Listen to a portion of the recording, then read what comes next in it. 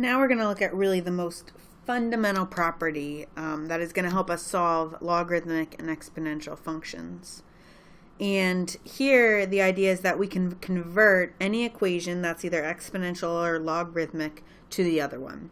So if you have an exponential equation, x equals a to the y, it means the same thing as y equals log base a of x. Okay, so the base of your exponential function is the same as your base on your logarithmic function. Okay, remember the answer out of a logarithmic function are your exponents.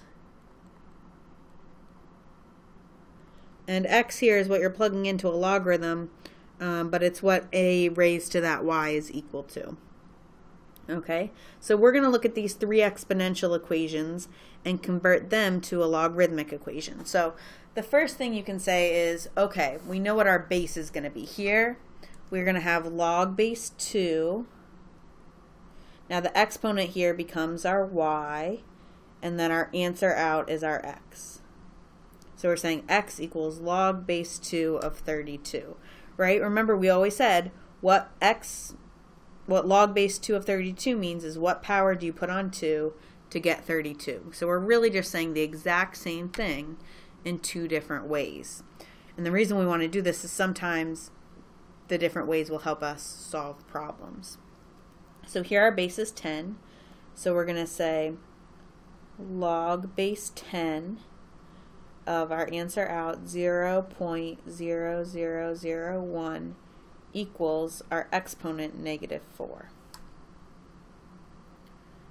Okay, and here we would say log base e of our answer out 50 equals our x. So if you want help seeing this, here we're saying x, a, and y, and we're converting that to y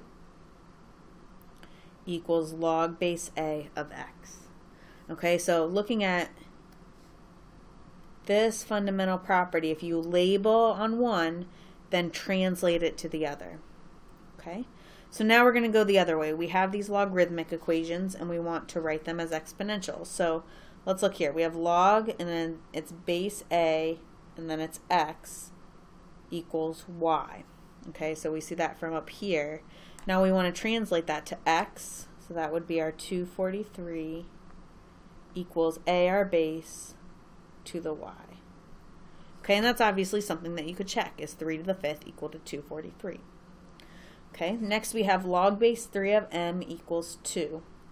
Okay, remember our base is the same thing that in both things, so we're taking 3, and the answer out to a logarithm is the exponent equals m here. And now see how here if we just see log base 3 of m equals 2, it's very hard for us to say, well, what is m equal to? Translating it to this exponential function, we can now say m equals 9.